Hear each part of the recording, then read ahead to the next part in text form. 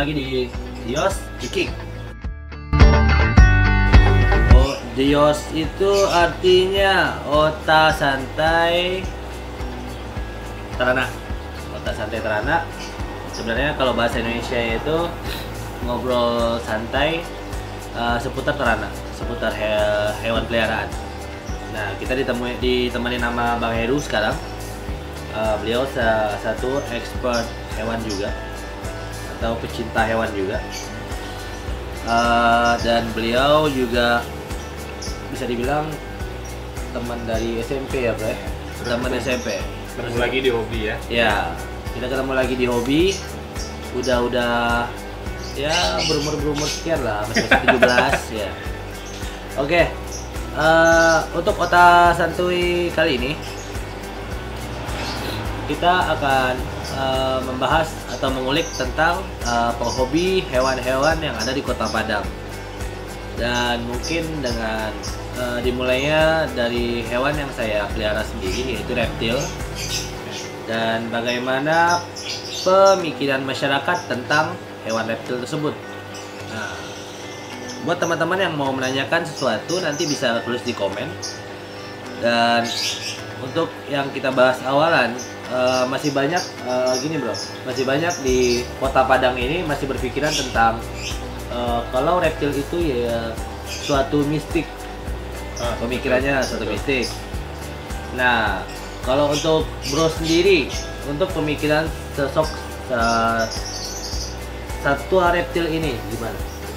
Ya, suka sih awalnya ya, cuman ya terkendala di mata masyarakat, di mata tetangga, teman-teman lain bahwa ini hewan bukan buat dipelihara gitu.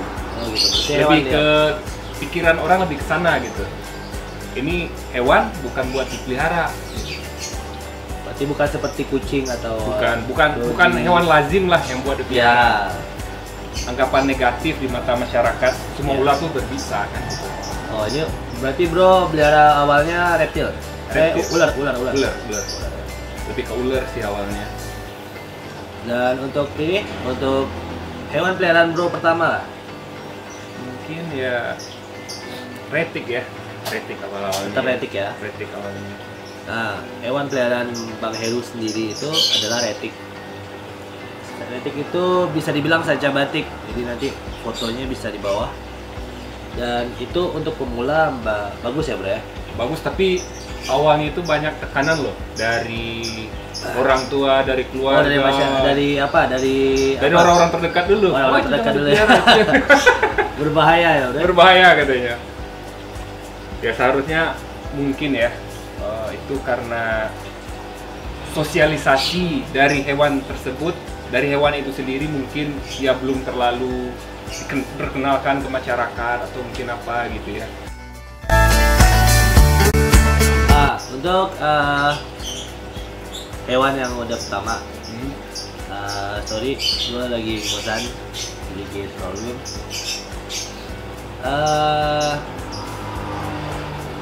Untuk peliharaan pertama retik, bro, retik. Dan saya sempat dengar bro pernah pelihara buaya juga. Pernah. Ya. Cuman nggak lama sih. Sebentar aja. Ya. Kita udah pernah sharing juga tentang buaya muara, karena dalam artiannya untuk buaya muara sendiri itu adalah hewan yang pendik, dan apalagi untuk di mata masyarakat ini orang gila atau gimana gitu kan, masak buaya dipelihara gitu. Membesarkan anak buaya, membesarkan ular, menggadangkan anak ular kalau bahasa Minangnya. Nah, kata-kata menggadangkan anak ular, apakah bro yakin dengan hal itu atau gimana? Itu lebih ke peribahasa tua untuk apa ya, untuk hal-hal yang tanda kutip ya, hal seperti itu, hal-hal yang negatif. Ada kejadian lucu bro, pas gua ngekip retik, begitu tetangga tahu kita melihara ular, wah setiap ada ular tuh, wah panggil si Heru, wah panggil si ini, panggil si itu. Pawang ya. Pawang ya. Jadi pawang ya. Di mata masyarakat itu jadi pawang. Masyarakat kita jadi pawang. Kalau yang ini, yang untuk buaya, apalagi apa masyarakat tahu atau orang-orang terdekat tahu, atau dalam artinya publisnya lebih banyak? Kalau buaya sih lebih ke keluarga-keluarga terdekat ya. Pas ngekip buaya cuman dalam ruang lingkup kecil yang tahu, nggak sampai semua orang tahu, nggak sampai orang-orang lingkungan semua tahu, enggak. Sebagusnya sih. Cuman sekarang buayanya udah dilepas atau udah dilepas liar lagi. Dilepas liar lagi ya. Untuk buaya Bang Heru udah dilepas liarkan lagi. Dan untuk hal-hal apa aja sih bro? Untuk seperti contoh untuk penghuni ini dalam artinya kan masyarakat banyak bilang nih, jika ada sosok ular, wah itu penghuni di sana tuh, wah itu jelmaan dari sini si itu gitu kan, atau utusan dari sini si itu gitu kan. Iya. Nah, itu sih hal lumrah ya. Hal lumrah ya di mata masyarakat, urban legend kesannya ya. Ada mistik, ada ini, ada itu, bawa sial lah segala macamnya. Tapi ya kita nama penghobi kan, kita nggak terlalu peduli ya, sama hal-hal seperti itu. Terus apa lagi? Kalau bagi saya pribadi sih kecintaan yang paling suka, yang paling pertama suka, udah. Suka ya? Suka, keep, rawat, udah. Untuk aspek apanya? Untuk aspek dalam artinya untuk makanan retik sendiri itu apa aja? Itu sih. Enggak, kalau untuk ukuran bro ngekip retiknya sampai ukuran berapa? Dari baby sampai ukuran size 2 meter, 3 meter. Nah, untuk di 2 meter itu makannya apa aja? Udah ayam sih biasanya. 3 meter udah ayam kasih ayam. Berarti pengeluarannya lebih besar lagi ya? Ya namanya hobi ya, kita nggak peduli ini tuh ya. Oh berarti kita, nah itu yang saya ambil dari beberapa kata-kata. Jika emang benar-benar hobi atau benar-benar cinta dengan hewan tersebut, sebenarnya apa ya? Jika hewan itu dipelihara dengan baik, tentunya akan akan kembali menuai positif bagi kita. Dalam artiannya, contoh, ketika Bang Heru itu memelihara retik, tentunya mereka gampang dikenal dengan masyarakat. Itu keuntungan, itu dari segi positif bro. Bro dipanggil untuk rescue, dan itu hal yang mulia bagi, kalau pemikiran saya, itu hal yang mulia. Dalam artinya kita membantu masyarakat agar jangan membunuh lah ya, membunuh si ular tersebut, menganiaya, ataupun mencegah agar ular ini tidak mematuk masyarakat. Konflik dengan masyarakat. Ya. Nah, itulah gunanya para teman-teman expert yang dalam artiannya yang peduli dengan satwa atau penghobi lah, dalam artinya pecinta. Banyak kata-kata yang ada di sini. Nah, untuk bro sendiri, pemikiran untuk penghobi ini gimana sih? Penghobi ini dalam artinya ada beberapa bro pernah kenal dengan beberapa orang di Kota Padang lah. Kita mulai dari Kota Padang sendiri. Bro pernah kenal dengan si ini, si A, si B, atau si C. Bro mungkin bisa lihat dong, ini anaknya gimana. Ini hobi reptilnya hanya ikut-ikutan. Ini hobinya hanya ingin dikenal sama orang. Ini yang benar-benar cinta gitu.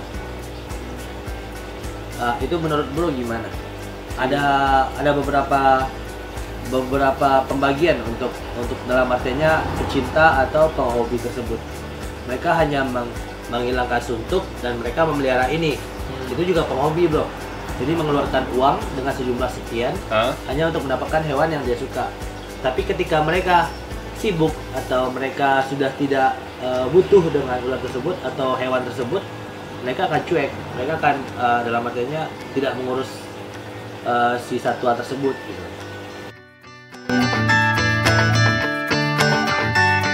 Saya sih lebih memandang ke itu ya, ada beberapa penghobi yang tulus dari hatinya bro. Wah ya. Kalau ngelihat hewan itu, kalau ngelihat satwanya, wah sayang banget gitu. Bersih, sehat. Tapi ada lagi yang hanya sekedar lebih ke gaya-gayaan ya. Ya, itu anak-anak sekarang lah dulu. Gaya-gayaan ya. Kayak anak-anak muda sekarang. Wah, abang itu melihara ular. Wah, gue juga melihara ular. Bro sendiri kan pernah ngerasain halnya seperti orang-orang nge-keep king cobra ya? Ya. Itu kan nggak semua. Itu kan nggak semua orang bisa nge-keep itu kan? Meng-keep bisa. Memahami mungkin tidak bisa. Iya. sama aja nyuruh dia bunuh diri kan? Iya. Dalam artinya kan kebanyakan kasus di 2018 itu banyak korban berjatuhan di Indonesia sendiri. Ya. Itu ular king cobra itu mematuk pawangnya sendiri. Itu tahun 2018. Saya sangat tandain itu karena tingkat dari meninggalnya si kiper terhadap king cobranya itu sangat banyak di 2018. Alhamdulillah sampai 2019, 2001 dan terakhir kemarin itu almarhumnya si Apri, mantan asistennya dari Bang Panji dan Mas Aji, itu salah satu ketua umumnya Siok. Nah, itu di 2023 ini kan, di 2023 ini ada 2 orang yang lamatnya yang terdekat lah, lamatnya yang mereka expert. Mereka itu sangat ahli. Sudah sangat dekat makanya ahli, mengerti. Tapi ya tetap dimanapun dalam artinya kalau hobis benar-benar hobis itu akan meninggalnya dengan si yang dikip itu. Iya. Itu yang benar-benar dalam artinya ya kita nggak tahu ajal ya bro ya. Iya. Kita nggak tahu ajal. Ya itulah. Kalau untuk yang si apa ya, pecinta yang benar-benar pecinta ya bro, peduli lah.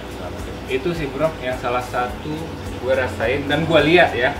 Ada beberapa teman yang belum ahli ngelihat itu buat gaya-gayaan, keren-kerenan. Wah, ngekip ini akhirnya ngekip juga, ikut ngekip juga. Padahal kan bahayanya.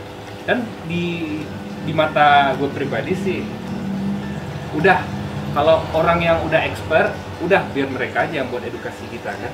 Udah kita nikmatin aja Jangan gitu. ikut-ikutan. Jangan ikut-ikutan. Tapi kalau hanya untuk menggali ilmu ya silakan. Iya silakan saja kan. Tapi kalau untuk ngekip, wah sangat disayangkan kali ya. Terus ini lagi bro, mengenai keawaman orang ini kan masih banyak bro, ya. Tentang reptil, apalagi ular gitu kan.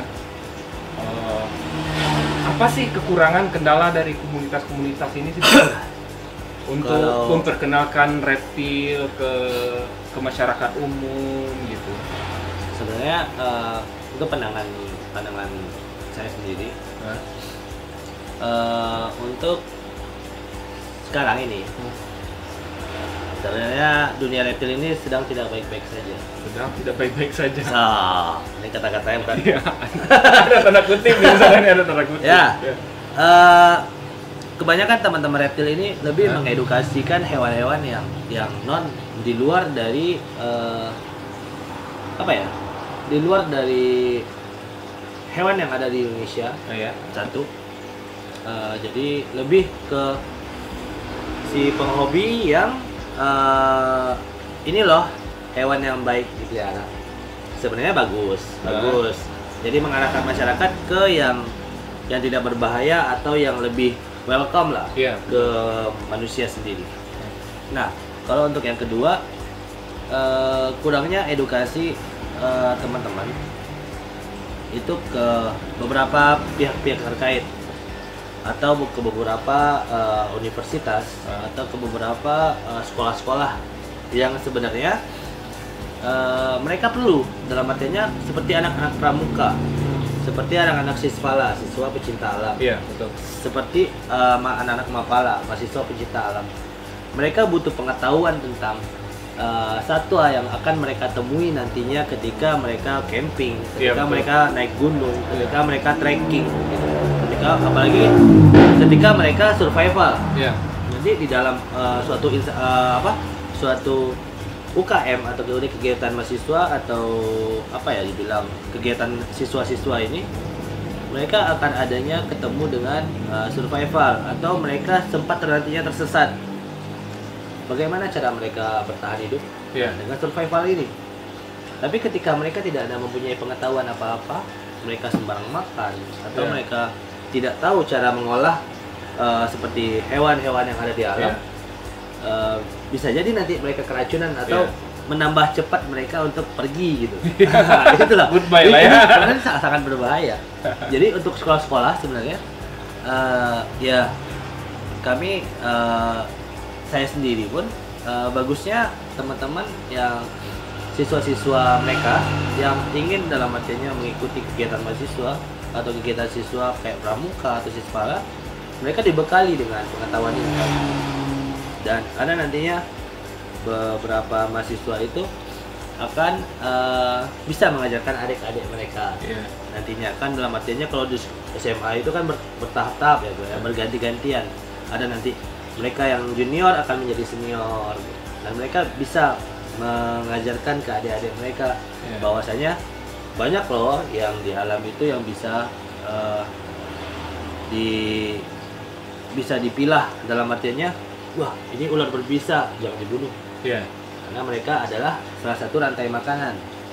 Mereka seperti piton besar, ketika mereka mendaki ketemu piton besar, kalau mereka tidak tahu apa-apa ya dalam artinya sifatnya membahayakan ya, mungkin dia langsung main tebas tanpa memikirkan bahwasanya piton ini apakah langsung putus nggak ya ketika sekali tebas gitu loh.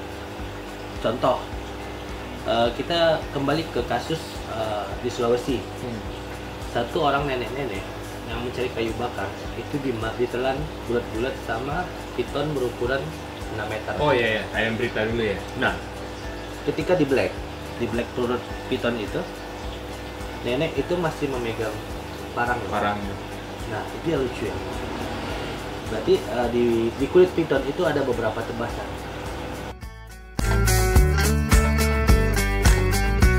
Nah, itu sempat kita kembali lagi ya. Kenapa sampai seperti itu? Nah, karena tidak ada pengetahuan seperti itulah. Nah, mungkin kalau untuk adik-adik ya anak-anak SMP, SMA, kan badannya kecil tuh. Ya gampang aja kan ditelan sama piton gitu kan sebenarnya. Boleh minum ya? Iya. Terus sambil ngopi juga guys. Sambil ngopi, santuy lah ya. Ya, santuy. Biar nggak terlalu. Rokok mana rokok? Kaku. Rokok mana? Nah, ini rokok. Jadi gini, masalah sosialisasi tadi ya. Mungkin beberapa sekarang untuk sosialisasi di tempat-tempat di khalayak rame lah ya. Beberapa teman-teman itu lebih cenderung ke kalau orang lihat, wah gua nggak pernah nih lihat ular nih di alam gitu. Wah gua nggak pernah nih lihat ular nih di alam, sehingga mereka lihat ular langsung di alam sama yang diedukasi. Iya beda gitu. Beda. Jadi aplikasinya main bunuh aja gitu kan. Iya.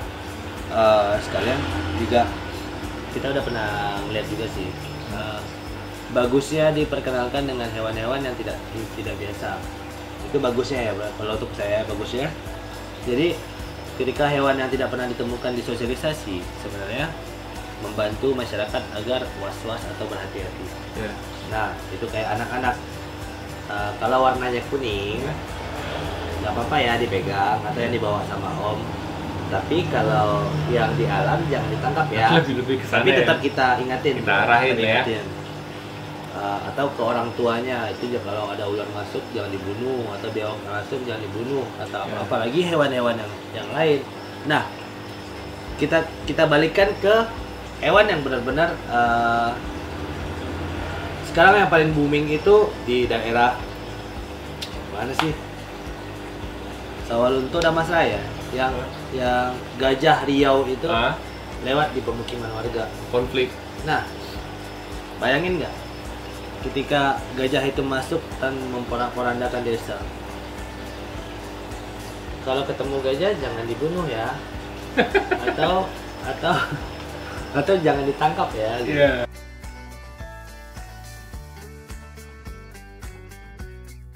Nah, untuk kayak kita terus ngikutin ya mainnya. Kayak gajah atau buaya lah atau harimau. beberapa kasus harimau itu ada di Tiku, dan untuk beberapa buaya kemarin itu ada di Pasaman yang pernah menyerang warga. Terus di Padang-Pariaman juga itu kita ngikutin juga. Untuk itu kan sebenarnya hewan-hewan yang nggak pernah dipelihara ya, men. Iya. Nggak pernah dipelihara. Tapi untuk berita kan kita terus mengikuti.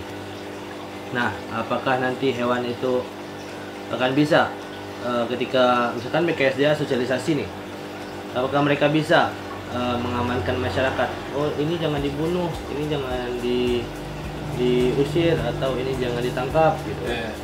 Nah, tapi untuk beberapa hewan-hewan yang seperti primata atau yang kita lihat sekarang, orang banyak memelihara kayak simpai, kayak siamang gitu. Iya, siamang itu ya. kan lebih apa ya? Tapi itu kan dilindungi kan ya? Ya, itu jadi sebenarnya sosialisasi itu kita bergeraknya ke mengasih tahu ke masyarakat, Pak, ini hewan reptil, ini yang dilindungi, ini yang tidak dilindungi. Pak, ini primata, Pak, ini mamalia, ini dilindungi dan ini yang tidak dilindungi. Gitu. Sebenarnya harus seperti itu.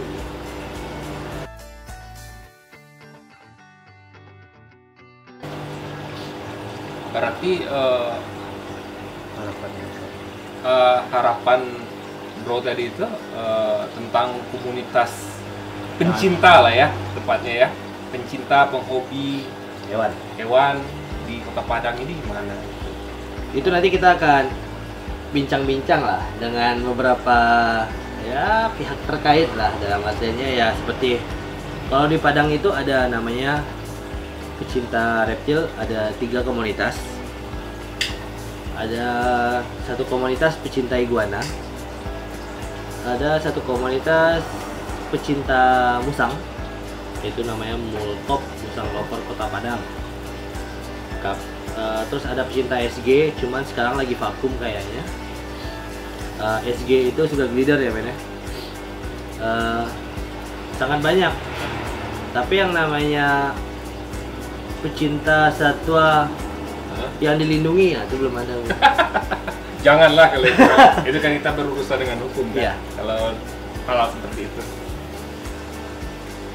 Jadi intinya tuh ya kita penghobi ini dari hati lah bro, bukan dari akal ya.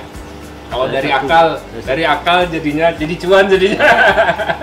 Itu kalau yang penghobi yang tidak ada duit, melihat satwa jadi duit. Ya. Tapi ada beberapa penghobi itu yang suka, dia ada duit, mereka beli, habis itu udah biarin.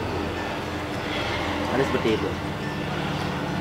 Contohnya lah, kalau untuk kita memelihara hewan dengan baik itu, ini kita sempat ke dunia apa sih namanya kalau agama, religi. Gue sempat berpikir nih, bro, bayangin hewan yang ada di sini, ketika saya rawat dengan baik, ini kayak koi ini aja lah. Koi ada berapa ekor? Bro, bayangin nggak? Nanti di akhirat, pas di sidang dalam artinya itu di padang mahsyar, kita akan ini berat nih, ini berat nih. Ini religi. Ini hanya sepintas ya, sepintas dalam artinya. Gue pernah berpikir, pernah berangan-angan di padang mahsyar ketika penghitungan pahala dengan amal buruk, amal baik, gitu kan. Ada suatu sidang nggak bro kalau di sana biasanya? Yang terakhir gua kemarin kesana nggak ada. Ya semacam itu lah ya. Jadi hal semacam kayak ada nantinya yang orang tua gue pernah bilang lah, jangan pernah jahat sama binatang ya nak. Nanti binatang itu akan marah sama kamu di akhirat nanti. Itu sempat bahwa nyokap pernah ngomong seperti itu. Jadi selalu sayang sama binatang ya nak. Nah bayangin nih, sebanyak koi nih, dengan mulutnya seksi seperti ini, mereka bilang, Tuhan jangan masukin Danu ke neraka, mereka ngerawat gue dengan baik loh gitu. Bayangin. Nah, ini hanya semacam apa sih, sepintas saja sih, cuma hanya dalam mana gurauan, cuman kita ngambil positifnya aja lah. Kita ambil positif ketika kita rawat dengan kucing dengan baik, ketika apalagi kucing kesayangan Nabi ya. Mungkin untuk hewan-hewan yang tidak diapain sama Islam itu ya ada beberapa spesifik, kita nggak bisa sebutin di sini juga. Ketika udah berniat di dalam hati merawat satwa, ya rawatlah dengan baik, rawat semampu kamu, rawat dengan ya full lah, dalam artinya yang beri apa yang harus mereka dapatkan, itu aja sih. Jadi bukan sampai tidur sama dia atau pergi ke mall sama dia, itu jangan gitu. Dalam artinya beri apa mereka butuhkan, seperti makanan atau alas kandang dengan baik, atau sesuai dengan apa sih kesukaan mereka, misalkan mereka bergelantung atau tempat minum atau apa, ya selayaknya lah gitu. Berikan dia haknya lah ya. Ya, hak dari si satwa tersebut. Jadi intinya gini bro, kita makhluk, dia makhluk, kita sesama makhluk saling menjaga dan saling merawat ya. Benar. Nah, itu pesan-pesan buat teman-teman. Jadi yang untuk yang tadi itu jangan dibawa bawa serius, cuman ambillah untuk perbincangan saya ini sama Bang Heru itu ambil negatifnya aja. Ambil negatifnya sorry, ambil positifnya aja teman-teman. Kalau bahwasanya hewan mempunyai hak hidup di alam liar, tapi ada kalanya mereka itu akan tumbuh, akan sehat di tangan manusia. Berdampingan dengan manusia lah ya. Berdampingan dengan manusia. Nah, itu sebenarnya konsepnya agak sedikit berbeda, tapi tergantung pemikiran kita masing-masing. Apakah hewan ini pantas untuk dipelihara? Nah, nggak mungkin dong kita buang koi ini di sungai besar atau di laut. Misalkan mereka air tawar gitu kan. Ya pelihara mereka di kolam atau di akuarium, ya rawat mereka dengan baik gitu. Pelihara ular air misalkan, ini ular air nih bro, ular air ada 3, ya kita kasih air, kita juga kasih tanaman, kita juga kasih makannya ya ikan juga gitu. Dirawat dengan baik, mereka akan dalam artinya nantinya akan membalas tidak dengan hal yang seperti harta atau apa. Mungkin mereka bisa membalasnya ya di hari akhir nanti. Itu aja sih. Jadi kita nggak usah terlalu berharap lo punya hewan lo jual beli. Ketika lo jual beli berarti kita ada modal, wajar kita jual gitu dengan keuntungan sekian. Cuman ini yang saya bahas sekarang sama Bang Heru ini ya kipan pribadi ini hewan peliharaan yang tidak untuk dijual gitu, yang benar-benar dipelihara dengan baik.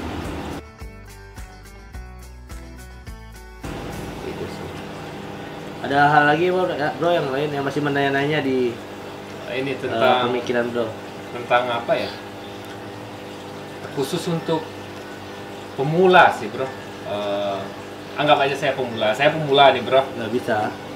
Saya ngelihat ini nih. Bro seumuran sama gua. Kayak bro ngelihat bro ngekip king cobra. Ada sih hati pingin, keren pingin ngekip pingin nyoba, pingin belajar. Apa sih saran dari bro secara pribadi gitu? Kalau menurut bro tentang pandangan orang yang berpikiran seperti itu? Saran untuk pelihara king cobra itu tidak dianjurkan. Saya bukan takut ada saingan ya. Jadi teman-teman harus melihat latar belakang dari king cobra yang saya pelihara tersebut. Apakah mereka itu saya beli? Apakah mereka itu saya pelihara dari kecil? Enggak. Saya beli enggak juga. Mereka malah satwa yang konflik dengan manusia malah. Jadi Radit itu nanti ada di gambar di bawah. Radit ditemukan itu kena jeratan babi. Itu backgroundnya Radit ya. Jeratan babi dan sekeliling lehernya itu luka parah. Sampai dalam artinya kalau ditarik keras itu bisa copot antara daging sama kulit. Tapi alhamdulillah sembuh, dan beberapa kali shedding itu udah membaik, dalam artinya sudah bagus.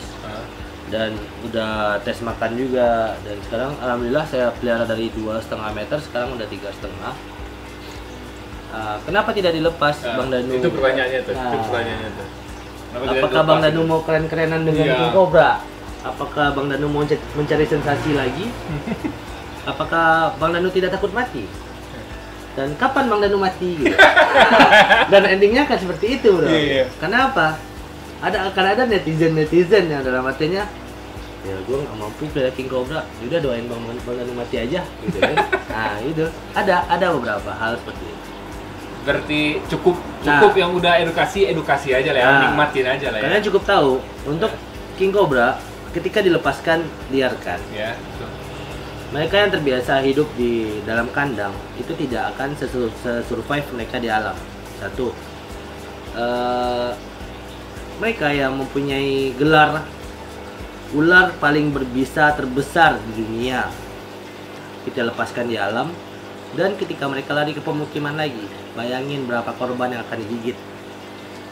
Dan bayangin, apakah si Radit itu bisa tidak dibunuh sama warga? Tidak mungkin. Tapi itu pasti akan 50-50, bro. Pasti ada yang apakah mati. Apakah orang yang mengebunuh kena gigit mati, atau Raditnya yang mati? Iya. Nah, itu yang sangat bahaya.